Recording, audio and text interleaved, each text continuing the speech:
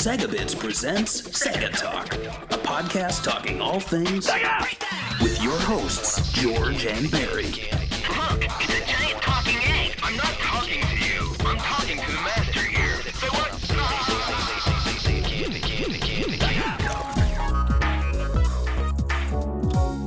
Hello and welcome to Sega Talk. I'm your host, George, and with me is Barry. Hello and welcome to Sega Talk. And this episode is number 20. Can you believe it? We made it up to a solid number 20. That's it. Wow. It's over. Done. Bye, guys. We're going to be talking about Comix Zone. Some of you guys might have heard of this game. It was a Sega Genesis / Mega Drive game. But let me tell you guys the description of this game on Wikipedia so we could get started. So this is what it's described as. Comix Zone is a 1995 beat-em-up video game developed and published by Sega. Technically, it was developed by Sega Technical Institute for the Sega Genesis. An unusual feature of the game is that it is set within panels of a comic book, with dialogue rendered within talk bubbles and sprites and backgrounds processed with bright colors and dynamic drawing style favored by superhero comics. This style has been used in video game previously. For example, Ocean Software's Batman the Caped Crusader in 1988. But Comix Zone stretched the idea to such an extent that Sega applied for and was granted a patent for video game system for creating a simulated comic book game. How did you first hear about Comix Zone, and what was your first impressions of the game growing up? I heard about it through ads in probably Archie Sonic comics. The game itself, I feel, was really heavily advertised. I don't remember commercials for it. Did they have commercials? They must have, yeah. I don't know if they had commercials. I don't remember any commercials for the game, but well, go on. I mean, I just don't remember the commercials if there was. Yeah, I don't remember any commercials. I just remember it being heavily advertised, and I remember renting it. And I'm sure we'll get into this in a little bit, but it's one of those games where I think many people have seen the first screen, and I don't think many people have seen much else. So yeah, and the game's not that long, but it's just that beating the first level, maybe I could see a lot of people getting to, but I feel like a lot of people gave up right after that. Right, exactly. And you want me to tell you about my first impressions in growing up with this game? Please. So the first time I ever played this game, this is one of those games, you know, when you used to go to Toys R Us, you know, a thing that does not exist anymore. Yeah. They used to have the little slips, right? And you used to be able to look at the games. And this is one of the games that I liked the way it looked, the comic book cover, that kind of spoke to me. And this is back in the 90s where, the extreme comic book era was taking over, where Image Comics, Spawn, Youngblood, and really, I guess, now considered terrible comics that ruined comics at the time. But when I was a kid, I was all into this extreme style, and and this game reminded me of that. And then one time, they finally had it to, play at Toys R Us. Mm-hmm. And the game blew my mind. The art style, exactly like a comic book come to life. I never seen that in a game. I play those Batman games and stuff, but it's not anywhere near the style that Comix Zone had. So the number one thing, in my opinion, in this game that I guess made it nostalgic for a lot of people and let it live on so many years, I think it's the art style. If the art style was crap, I don't think people would remember it today, because a lot of the game, it's hard. It's not even really even. I know it's categorized as a beat 'em up, but to me, it's more of a puzzle game and trial and error kind of game.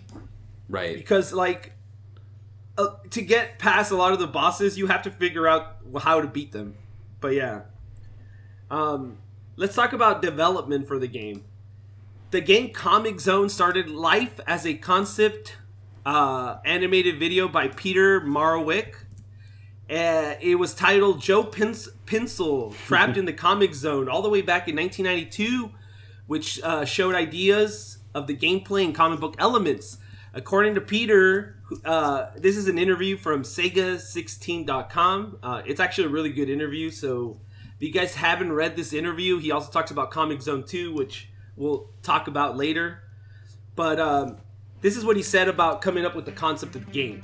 Many of my STI coworkers were adamant comic fans, and we would often tag along with them to the local Bay Area comic book shops. I felt that comics and games were very complementary and worked up a demo animation on my Amiga, which I played for Roger and other execs during one of those Greenlight presentations. Both Roger and Tom Kalinske really liked it, so it was fairly easy to sell. The interesting thing about the animation is that it was created prior to Sonic Spinball. It was one of my first Amiga demos of this sort.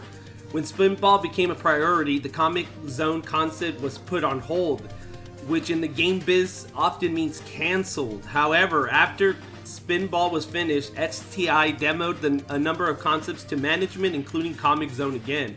Tom Kalinske remembered it from an earlier presentation and pretty much requested the STI move forward with it. It was as strong of a green light as a designer could have hoped for. Have you ever watched this Joe Pencil animated sketch, which is on YouTube, and you can watch it here? What do you think about it? And what do you think about the changes they made for Joe Pencil compared to Sketch Turner? Well, they definitely changed the name. Yeah.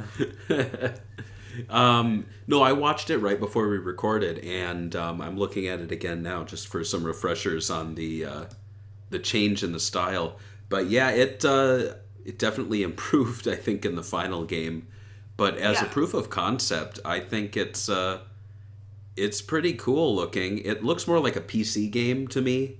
Yeah, it was made on the Amiga, yeah. Right. And so it looks cool, but the finished product looks, in my opinion, much more amazing. Yeah, and one of the things you notice is that Joe Pencil is more of a nerdy character. In the actual game, he's like a rock star / comic book artist, and he's like pretty built. If you look at him, he's like in good shape. And this one, he's like too skinny. His name is literally Joe Pencil, which is very more nerdy compared to like Sketch Turner, which kind of gives you a more cool vibe to it.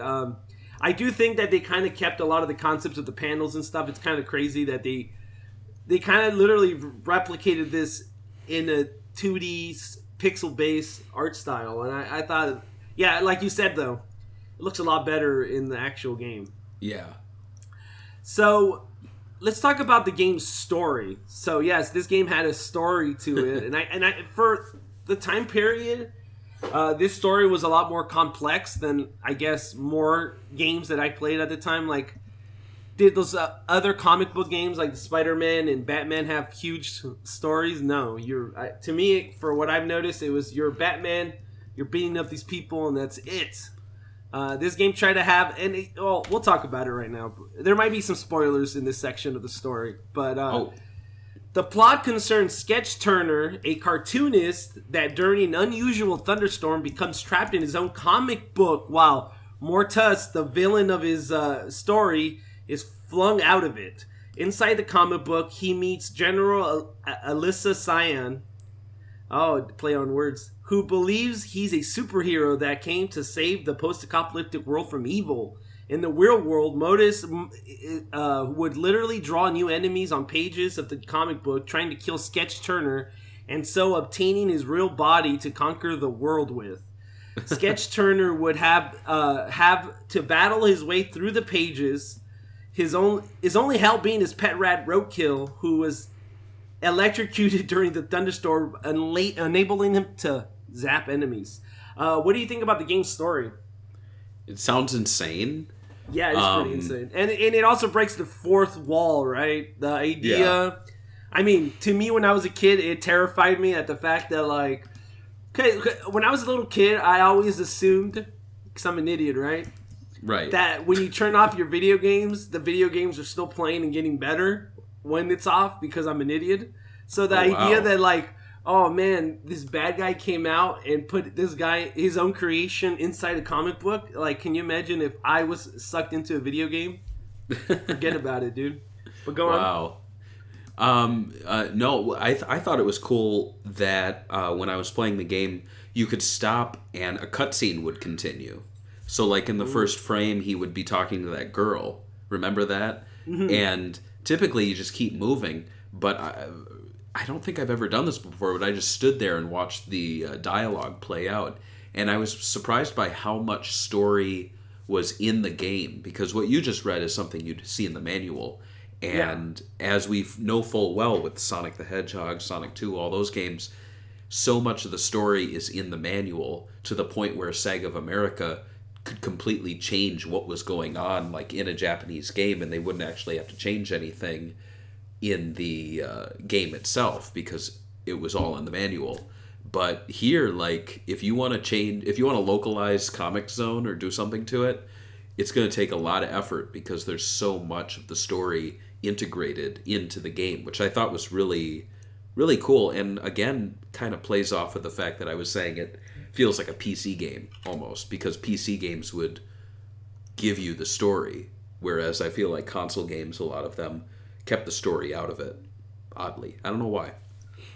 Yeah, and I don't know if you knew about this, but the game was actually written by two people that worked at Marvel Comics at the time. I actually looked them up. Their name is Stephen Bailing and Michael Stewart.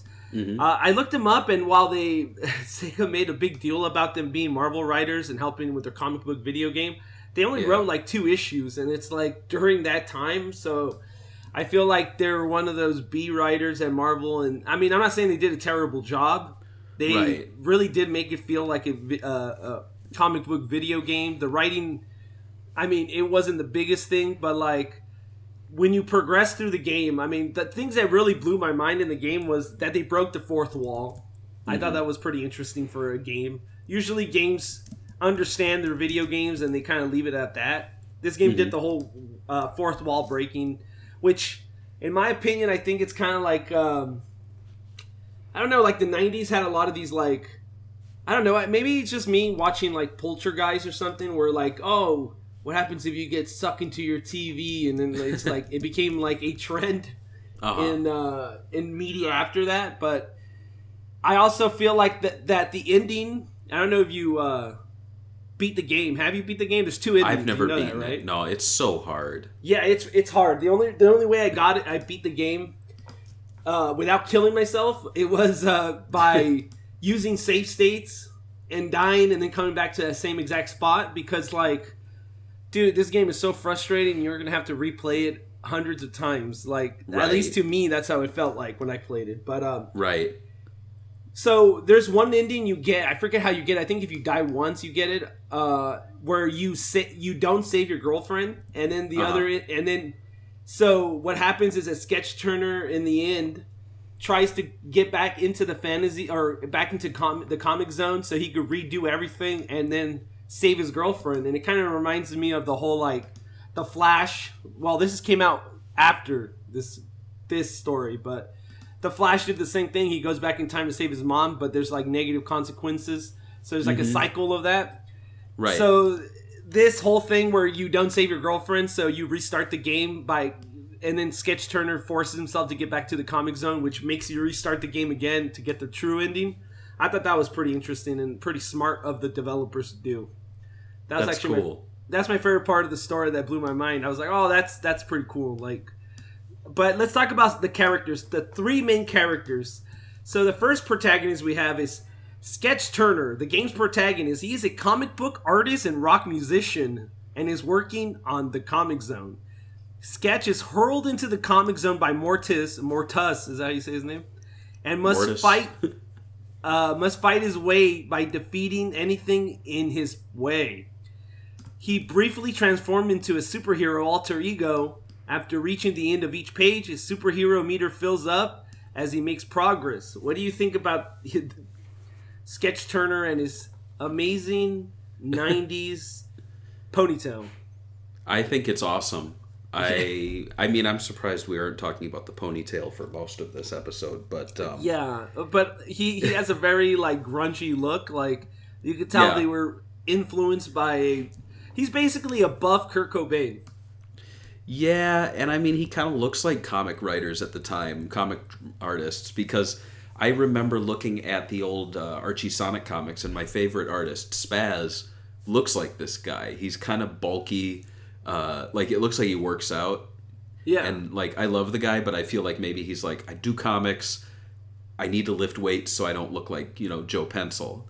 And so, yeah, and he kind of dresses like this, too, and he's got the ponytail, so I think that's kind of funny. But, yeah. I can see I can see a lot of this look being popular in the 90s, the Grudge era. This is basically...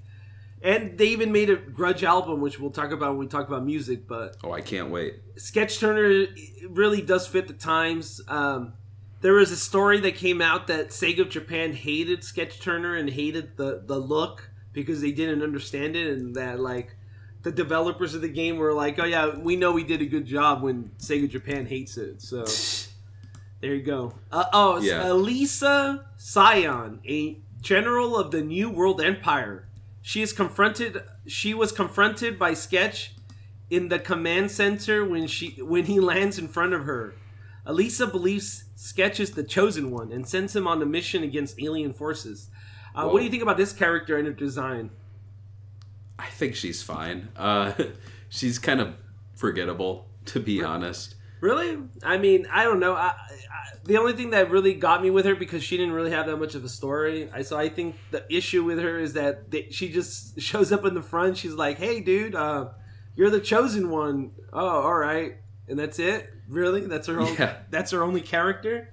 I did like her design, but like outside of her design, it feels like she has more character, but she doesn't really show it at all in this game. Mm-hmm. So that's my issue with her. I thought it was interesting that she was like, I don't know if she's black or Filipino or Hispanic or whatever, but like her haircut looks like pretty modern haircut that most girls have nowadays. So that's something that got me. She's got like a Trinity kind of Matrix-y thing going on. Yeah. And the last character of the main three characters is Roadkill. Oh, yeah. Sketch Turner's pet rat in the real world. Sketch finds him teleported into the comic book world and trapped in a cage where you rescue him. Roadkill's tail was grazed during lightning storms, so you can electrify enemies. What do you think about Roadkill? Because like, I don't know if everybody goes through this phase, but when I was a kid, I think I really wanted a rat pet, and having one in the video game was pretty cool since my mom hates rats. I couldn't get one. But if I did, I would name him Roadkill. What about you? I didn't want a rat. I was bit by a mouse at our and you didn't get any superpowers? I didn't get anything. So I don't want to. No, why would I want that? But I think in the game, I think it's cool. It's, again, to go back to it, it's very like PC point-and-click adventure kind of thing where you use it to solve puzzles and attack people. And And I mean, we have the item system we haven't even talked about really. So yeah, that's a part of the gameplay. But yeah. So I think that's pretty cool. It was a neat addition. Now you don't need to rescue him, or do you have to? I'm trying to remember if it's optional. I don't know if it's optional because I never not rescued him. Because I mean, if you have him, he basically gives you items for free because you could pull him out and then you could put him on the ground and he'll sniff around. Right. And so you'll get items that you basically need. You can't get very far without looking for all the items, really. And knowing what takes damage and what's the best way to get out of each panel. So I feel like Roadkill gives you a shortcut to that. So I kind of feel like you have to if you want to beat the game. But maybe somebody's going to tell us that you don't. What do you think of Roadkill's design? He's a rat. Yeah, they nailed it. I mean, honestly. Nailed it. That's what I usually think what a rat looks like was Roadkill. Yeah. As for the gameplay, while Comix Zone is considered by many a beat 'em up game, every single Wikipedia entry has it as a beat 'em up game. It isn't really your typical beat 'em up game since the game relies heavily on trial and error, while its combat really isn't the game's main focus point. First, it is in multiplayer like most mainstream beat 'em up games like Streets of Rage. And to complete the game, you would have to figure out the weaknesses of each boss by trying different items. And even getting those items sometimes is a little harder. What are your thoughts on some people labeling Comix Zone a beat 'em up game instead of something like a puzzle game, which we kind of talked about right now, that the game feels like a PC point and click puzzle game, but on console. So, what do you think about that? Yeah, I wouldn't say it's a beat 'em up because they put you in a room or a panel, you fight one or two guys, and then they allow you to move on. And to me, a beat 'em up, I mean, beat 'em ups do that, but for me, a beat 'em up is a lot more like wave after wave of enemy coming, battling your way through to make it across the screen. This one's more like you said, it's kind of like a puzzle. It's part puzzle game, part like adventure game. I'd say it's more of an adventure game because it has elements of puzzles. It has elements of like combat without it being an RPG. Yeah. And so, yeah, and I mean, like you were saying, like you look at a lot of PC games. You even look at, I'm trying to think, what's that one where the guy lands in the woods and he wakes up? It's on Sega CD. Flashpoint or Flashback. Kind of reminds me of that a little bit. Where, again, it's very difficult. And there's puzzles you need to solve and enemies you need to defeat to pass through. But yeah, I'd say adventure. Maybe it just didn't exist at the time. Yeah, like it's really hard to label this as a beat 'em up game. Like if you play the game and you first play it, you'd probably be like, all right, I died, I fell down the hole or whatever. This game literally has a hole where you die and that's it.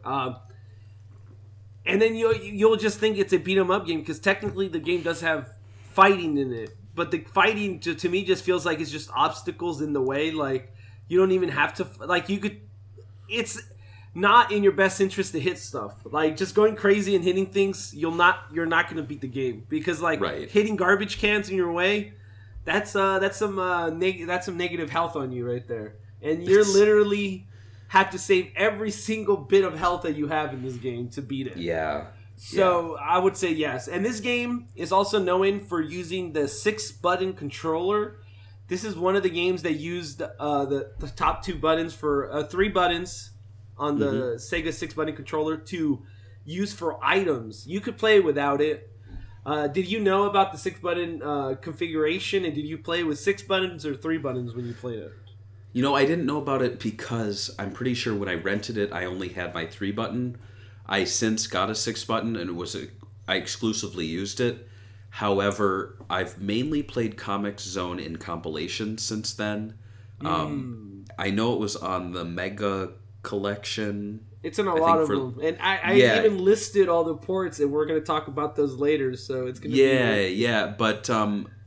I think what really actually got me to realize it was a 6-button game was Sega Forever, because I was away for the weekend, and so to catch up on Comix Zone, I was like, what am I going to do? I didn't bring a Nomad, I didn't bring a emulator or anything, and I was like, wait, I've got my phone, I could play Sega Forever, and I brought up Comix Zone, so that's a good advertisement for them, I guess. And I do agree with you, Sega Forever, I don't know, did you play it with a touchscreen or a controller pad? Touchscreen. And did you get far on it? I got to the death pit. Okay, that's a lot better than I would have done.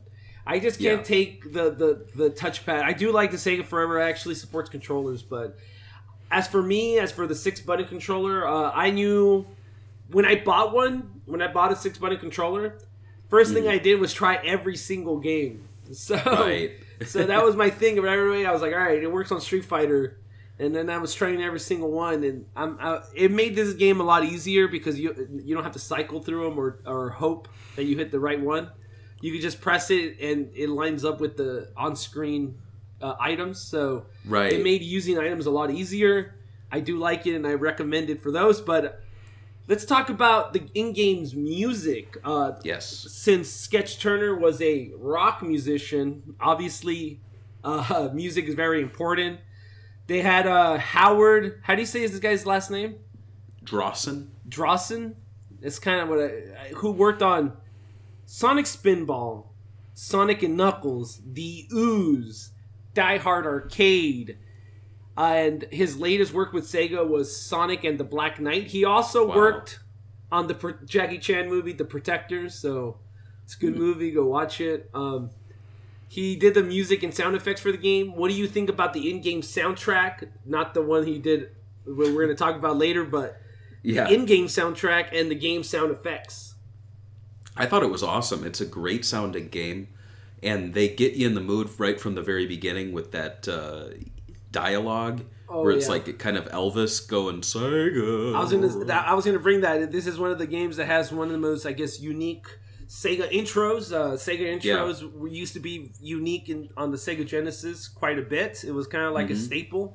I thought this is one of the most iconic ones, or ones that really stuck with you because it was so different. It really made you feel like, oh yeah, this is like you're 1-2, you're right away. It's a take, right? You're getting into the game, kind of like you're going in front of a show and they're just counting down for you, like you're the performer. What do you? I like that one. Yeah, that's one of my favorite intros. What do you think about probably the number one most listened to track? The title screen and the first level, right? You would say those are the ones you heard the most. Yeah. I thought they sounded awesome. I know one of the reasons you picked this Comix Zone, because on our Patreon we do have a tier where people can pick, and we have two people, Danny and I think her name's Lisa. I have to get her name right because we should start thanking her because they just started backing these two, and so Danny picked our last game, and I think he's going to pick our next one. But this one, I asked you to pick a game that was on the Sega Genesis Mini, and you picked this game. And I was going to say, you were talking about the controller. That's kind of, it's not unfortunate because it's totally playable with the 3-button. It is. But it gives you a reason to get the 6-button. However, I think another great reason that the Sega Genesis Mini is, from what we've heard and seen, is really good in the audio department, is this game. Because if you were to create... Okay, so if Sega were to go and have AtGames make the Genesis Mini and put Comix Zone on it, that would sound so bad. Oh, yeah. I want to hear what my AtGames does with that intro. I bet it's terrible. I bet it's like... Sega! Yeah. But, man... Yeah, but I thought the music was great, very rockin', memorable, suits the game really well, and I have no complaints. I thought the music was really awesome.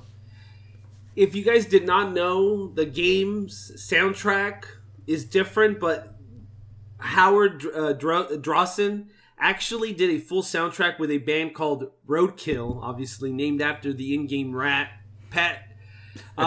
This actually came as a bonus CD for the Sega Mega Drive version in Europe.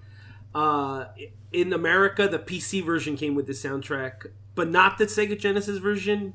We'll talk about what we got in the US, but have you ever heard... it's basically a grunge version, so they take tracks from the in-game, like the title music and stuff, and they make it into a grunge song. With an actual band, guitars and everything, and vocals. I've never heard it. They did release it on Sega Tunes as a CD series. This used to be an old CD series where they did like the Vector Man soundtrack in America. Some of these have gotten kind of rare, but yeah, I have the Sega Tunes CD of it. Oh, nice. It is... I liked it, but it's not the best grunge you've ever heard in your life. It's a cool release. It should have came with the game, or at least as a promo for the Sega CD, kind of because on the Sega Genesis you could play a Sega Genesis game and then put the CD, and then it'll play the music from the CD instead of the cart. That would have been cool to have, being able to play with the grunge. Yeah, they didn't do that. But it even came out in 1995 when the Sega CD was already out, right? For a couple of years. Yeah, that's funny you should mention that, because that was something... Wasn't the first game to actually do that, Pure Solar? That's what I'm saying. That game did it. But no other game did that before, right? And no, they didn't. And I remember when Pure Solar came out, I was like, why didn't Sega do this? And now that I think about it, they were bundling a CD with Comix Zone. There was technology that totally could have done this, and they didn't do it. I always thought, because it would have been a smart way to get around the whole making a Sega CD version of a game. You know what I mean? Yeah, just put the CD packed in, right? Yeah. So that's kind of, I don't know. It's a missed opportunity. That would have been awesome. Imagine that would have been a great promotion for it. It's like an actual band is playing the game, and there's like 2 ways to play it. Yeah. Oh, that would be cool. But yeah. Shame.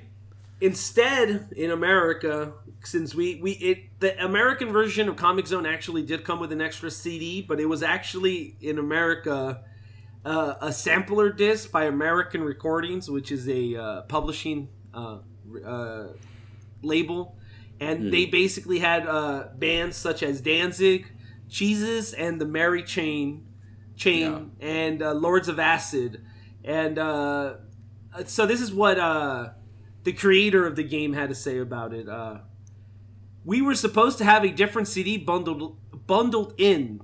Originally, Comix Zone music re-recorded by a grunge band Howard put together in LA with vocals and all. But marketing decided to do their own thing at the last minute. We were all pretty bummed about it, Howard in particular. The original CD was still actually made in a limited run and distributed with some magazine as a promo, if I remember correctly. So what are your thoughts about, like, Sega recording a band? Like, let's be honest. There's no way that Howard, as a composer, just went and recorded these tracks with a band and they didn't get paid. So they got paid for this recording. And then Sega decided, no, we're going to actually put a sampler disc for another band. Other bands, for no reason. It's idiotic. And it's something we've seen Sega of America do plenty of times. If you remember when Jet Set Radio was coming over here, they were like, can you add some American levels and add some American music to it? And hey, let's put a music sampler out. And you know, Hideki Naganuma and Richard Jacques and all those great artists who actually have music from the game, let's not put them on the sampler disc. Let's put Rob Zombie and Jurassic 5 and Mixmaster Mike and a bunch of music that's not actually in the game.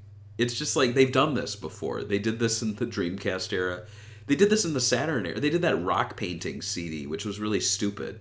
And I don't understand what the point of this is. It's like, are people going to listen to Danzig and go, man, I really need a sampler disc with the new Danzig That makes no sense. Why are you advertising these bands that have nothing to do with the game, and you just threw out the whole concept was the character in the game has a rock band and it's coming with an album from the character in the game? It's like, I thought the soundtrack, when I found out about the soundtrack, like I didn't find out till the game was out for a while that there was a band soundtrack. In the early 2000s, when there's a soundtrack, I went on the internet, looked for it, found it, and then I found out about the Sega Tunes things. I bought all the ones I could find, and I listened to it, and I was like, it would have been even more mind-blowing knowing that the game breaks the fourth wall, right? Knowing that, like, the ending is that Sketch Turner tries to get back into the Comix Zone, the bad ending, to come back in, like, this is an actual world, and you even have his CD that his band recorded, like he's a real person. That would have been a lot more, like, tie the package together, as they say. It is pretty sad that it didn't happen, but that would have been cool marketing, I guess a marketing gimmick. DC has this new, or they did this comic called The Multiversity, which basically the whole concept of the comic is if you read the comic, it opens up a portal to our world where all these bad events that are happening in these comics are going to happen to you in this world. It's kind of like that kind of, like, don't play this game because this might happen to you kind of a thing. That would have been a cool promo, but oh well. Let's talk about the game's different ports, which the game actually had quite a bit of ports throughout the years since it has a lot of fans on the internet.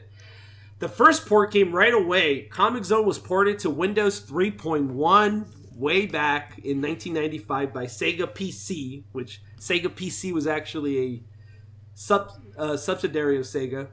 Comix Zone was actually the first game to use WinG graphics library for a game, yeah. Which was quickly discontinued in favor of DirectX, which is now the mainstream language. The only piece of software to use WinG graphics before Comix Zone was Adobe Photoshop 3.0 in 1994. Do you remember Sega PC, and did you ever try this port of Comix Zone? Oh, I remember Sega PC very well. I never played any of the games, but I remember seeing the ads for it, and I just thought it was kind of wild that Sonic the Hedgehog was on the PC. Yeah. And I remember they had a kids meal for, I think it was Jack in the Box, and hearing that Comix Zone was part of that, that's a shame that they didn't make a Sketch Turner like kids meal toy, because they made Bug, and they made, I forgot who else they made. They made Sonic, Knuckles, Bug, Echo. That's the other one. And I feel like they really could have replaced that Knuckles with Sketch Turner, because if you've ever seen that Knuckles toy, yeah, it's not good.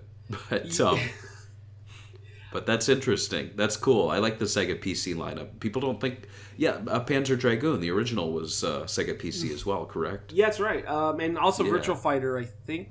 I do remember that when I was in... I don't remember, like maybe middle school, when I had typing class, the teacher, like one of the things he would let us do was play Sega PC games, because he had some of them on the PC, because I'm assuming it's because the PCs were old and these used WinG graphics or older video cards or whatever. So he had them. He also had like he also had an Atari, but I didn't want to play an Atari when you could play Sega. Come on, dude, what's up with that? Right.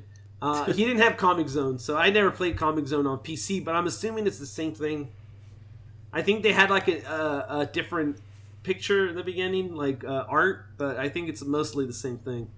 But the game also got recreated for the Game Boy Advance, which only received a European release back in September 11th, 2002. What a morbid way to celebrate the first year anniversary of September 11th.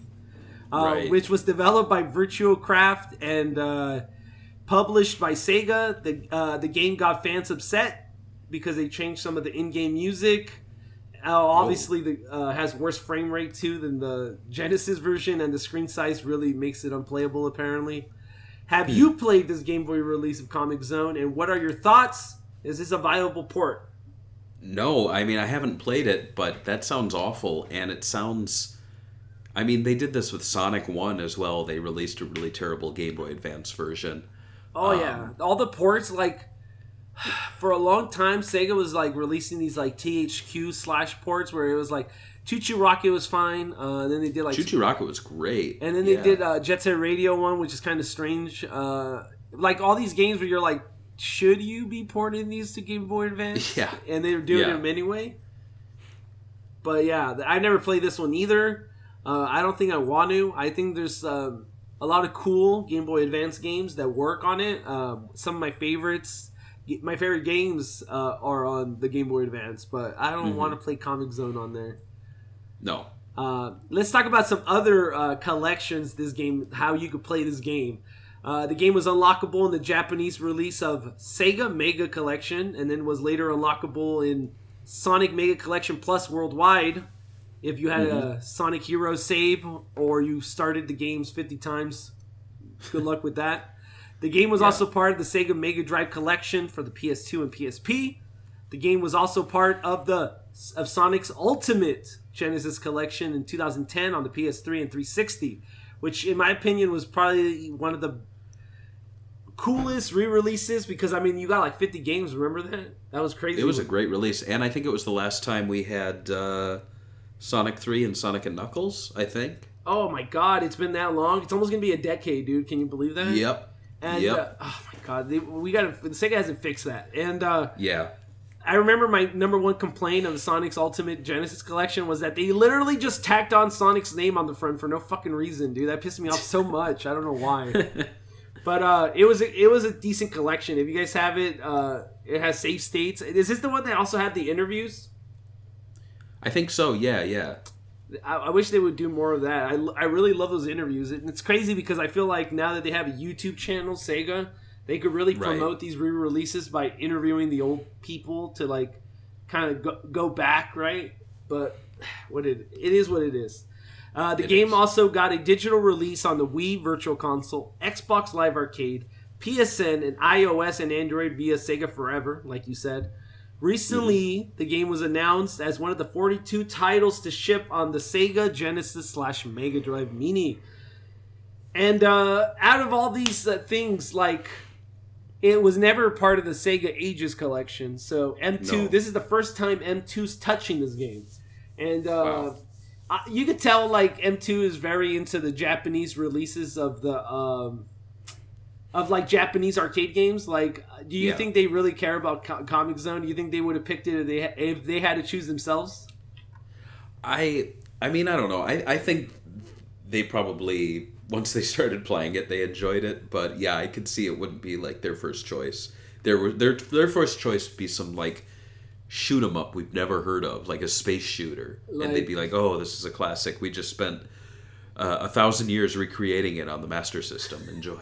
You know? We remade the game from the ground up. That's how important this game is for us. Yeah, exactly. I like so talking about M2 collections, like they do this thing where they remix stuff, and they kind of make the game easier. What do you think? There's some stuff they could add on here that would make the game, I don't know, more bearable for a new audience, or extras that could, I don't know, take it to the next level for a Sega Ages re-release if they ever did it?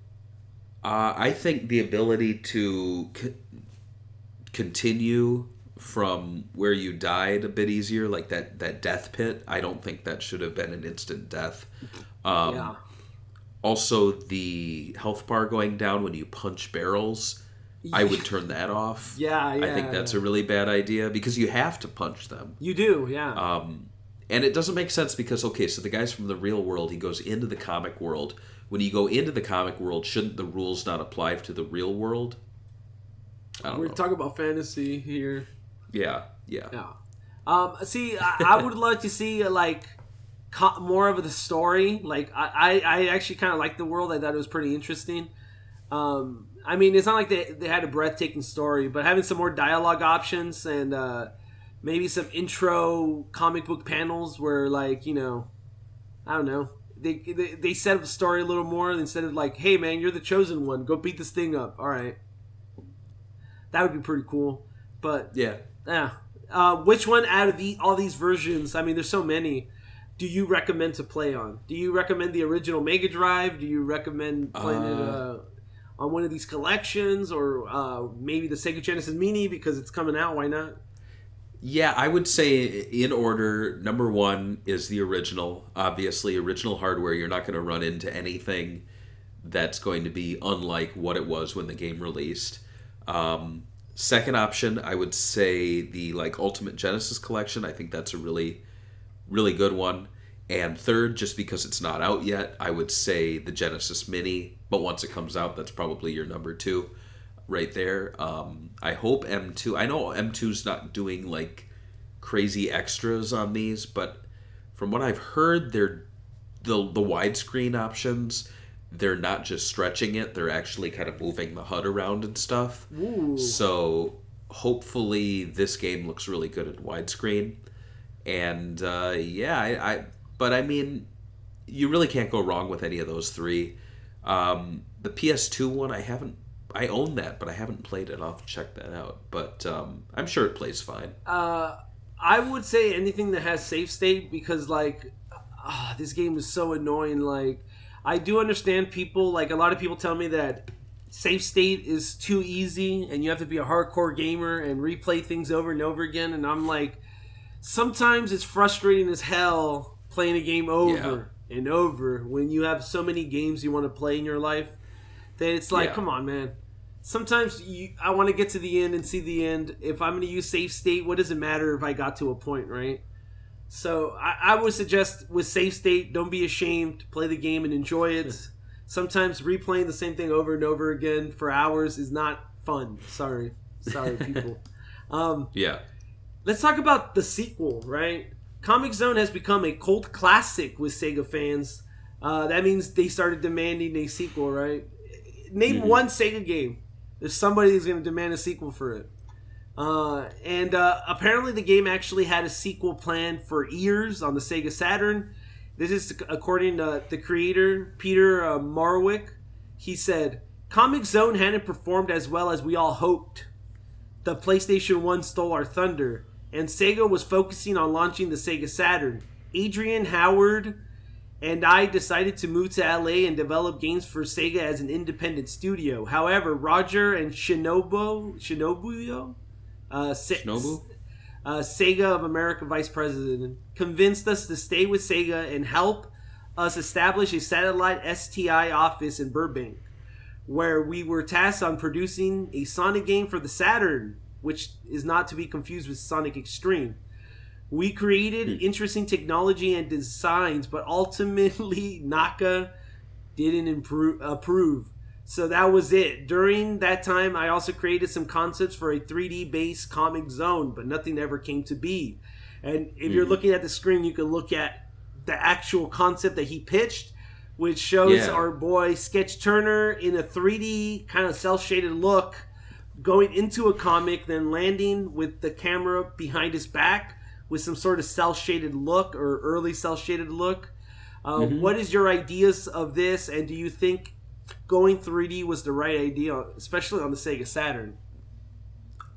I don't know if it would be a bright idea on the Saturn, but I think this would work really well on the Dreamcast. I think it would be awesome if they made a hybrid 3D, 2D game, because I don't think many of those exist where like the same character exists in polygons and then becomes a two-dimensional sprite. Yeah. I think that would be really cool. With the cell shading, it might be cool to, like, for example, imagine if the menus and the overworld map is 2D is 2D, and you're like in the comic frames, and then when you enter the comic, like it has here, it becomes 3D. It also really reminds me of Super Mario 64 when you go into a level. Yeah. I think, and it does that ripple effect. It looks kind of like, you know, and it's like ripples go on. It makes me wonder when they actually pitched this. Like they were saying, they were already working on the Sega Saturn Sonic game. They obviously Naka was like, "No way, dude. We can't have Sega Saturn sell units. No way. Get this away from me." Right, exactly. And so they pitched this. So I'm assuming it's been maybe even a year. I mean, you're developing new technology for something that's really hard to make. So this is one thing that really bothered me about the Sega Saturn thing. It's like, okay, cool, man. Comix Zone was one of the nicest looking 2D games with the coolest art style that was on the Sega Genesis.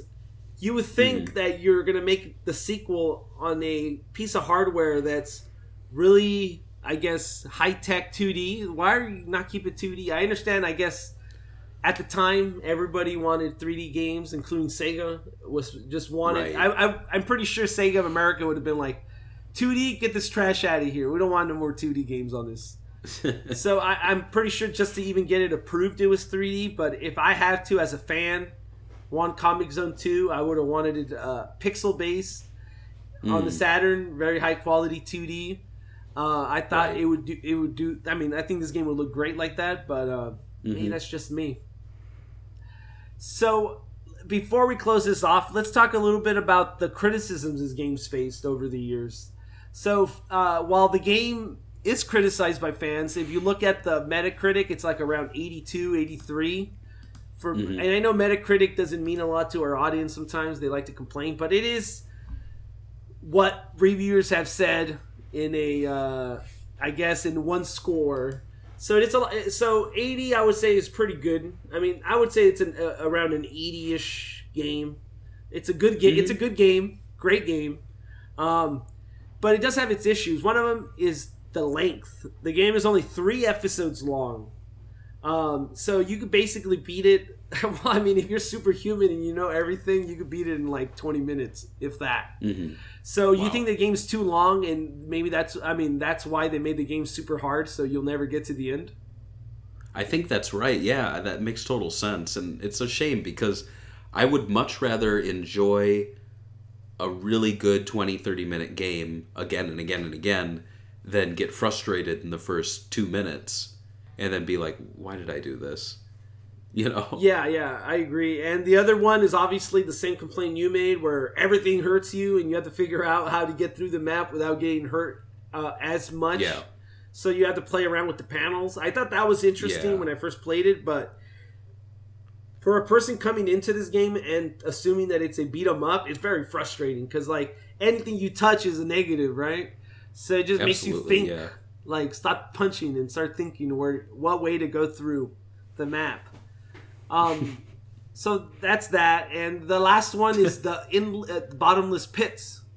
Do you think any of these things kind of disqualify it as a great game and maybe make it overrated now? Or do you think, yes, these things exist, yes, these things were from the time, and yes, we could say negative things about it, but in the end, the game, I guess, shines all the positives with the music, the art style, the animation, the story, that it's okay, that you're still, it still deserves the score it got because of its time.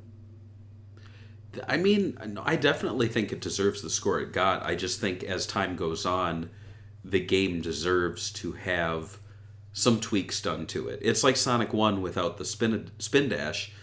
Like, I'm one of those people who thinks the game's perfect without it, but as time went on, people are like, oh, did you see the Taxman iPhone port? It added the spin dash. It makes the game better. I'm like, I'm all for that, because the more people that experience the game and find it more accessible, the better. So I can tell from talking with you that you're a big Comix Zone fan. Yeah. But I think you'd agree, if more people were enjoying this, you'd be even happier. But I think that's going to happen with the Genesis Mini. I think the save states are really going to help.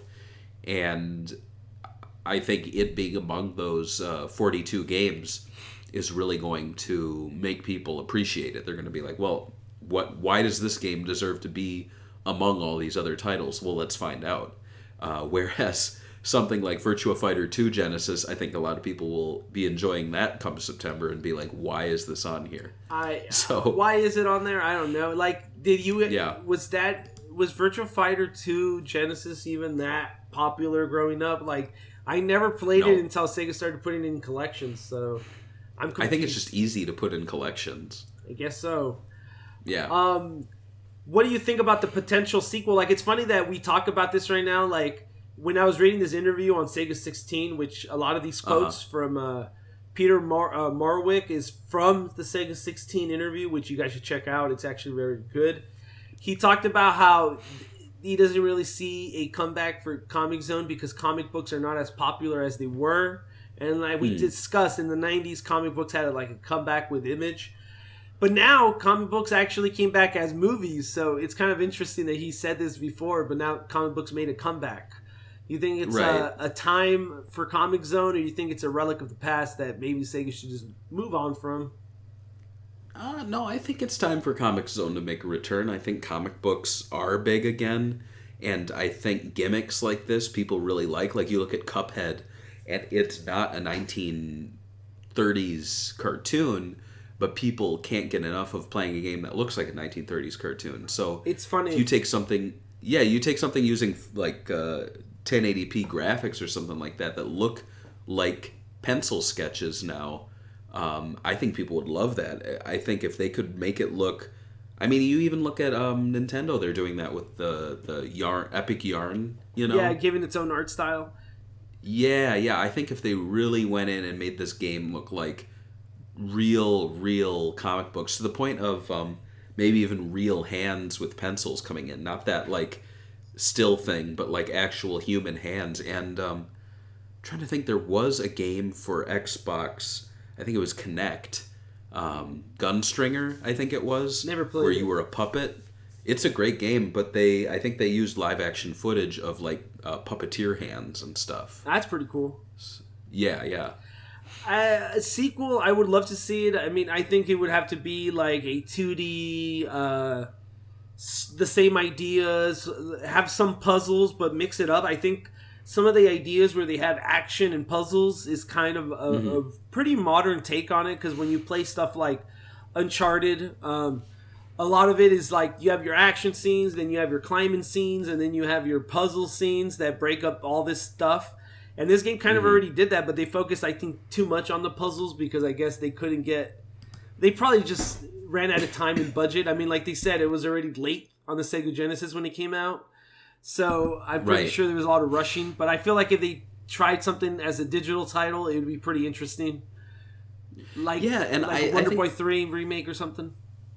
I think it would be kind of cool if Sega did something like Lego Ideas, where they take, maybe not user-submitted content, but Sega staff submitted ideas for games based on existing IP and call it like Sega, I know you hate when I'm like making up stupid names, but like Sega Legacy, Sega or something Legacy. like that. Sega Revival, Sega where Vintage. It's like an internal vote where they pitch Revival IPs and then like vote on it and then bring back Comix Zone or bring in like smaller settings. So like make a new Fantasy Zone game. I think that'd be cool. I mean, I think I'd prefer that to remasters. It's funny that like we're saying this. Some people would say Comix Zone is unknown to the mainstream audience, so this is kind of a waste. But yeah. I think if you actually think that I don't think Comix Zone is unknown. I think it's not as popular as obviously other franchises, so I would say it has cult status. But like, you want to see an unknown game. The company that did this, their last game before this was The Ooze. Nobody talks about The Ooze at all. That's, in my opinion, that's unknown. This is, in my opinion, cult classic. I mean, can it fail? If they brought it back, of course it can. Anything could fail. Cuphead could have failed. I mean, I don't really see 1920s cartoons being that popular with kids, so that could have failed, but it didn't. It didn't. So you never know. But that's all I have to say about Comix Zone. What do you want to say before we close it up? I'm looking forward to the Genesis Mini coming out and seeing people re-experiencing it. I'm very happy that it will be presented like one-to-one with how it was remembered. And I'm sad that the CD didn't get bundled in the US. I think that's one of the top 10 stupid decisions of Sega marketing. Unfortunately, like, why would you do that? Oh boy. This is going to be something in future episodes we'll discuss more bad decisions Sega has made. And I know you guys love watching us complain about Sega, so no, we love Sega. We'll catch you guys next time on Sega Talk. Thank you guys for listening. Bye. Bye.